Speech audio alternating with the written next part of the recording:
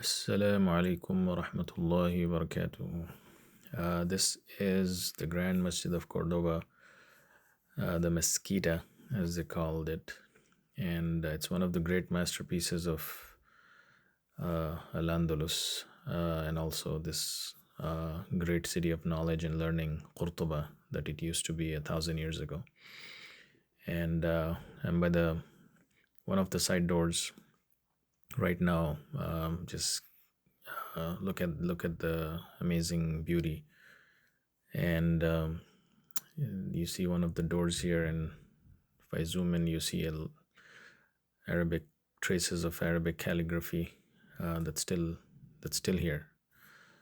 Subhanallah. Today, of course, this place has been converted to a cathedral. But imagine what this place was.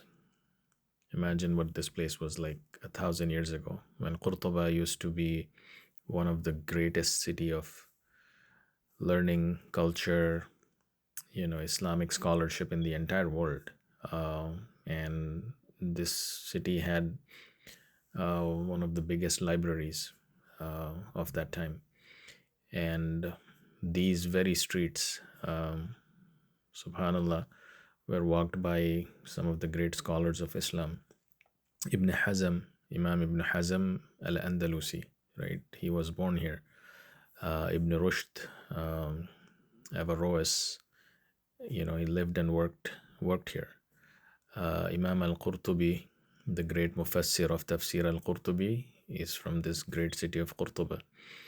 Imam Ibn Abdul Barr, the Maliki scholar, the master of fiqh and hadith, is from this city.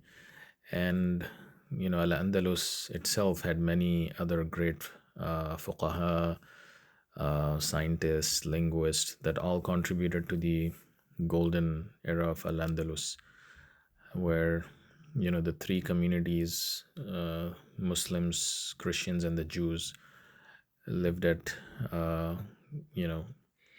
very relative peace, and they actually thrived during that time. Subhanallah. So it's amazing to reflect on how much Allah subhanahu wa ta'ala blessed this region when Muslims were united and living according to the laws of Allah subhanahu wa ta'ala.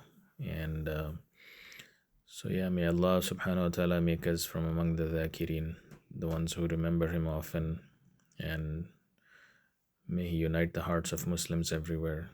And may we not be divided amongst ourselves, and may goodness return to this beautiful land, Al-Andalus, and bring back the light of Islam.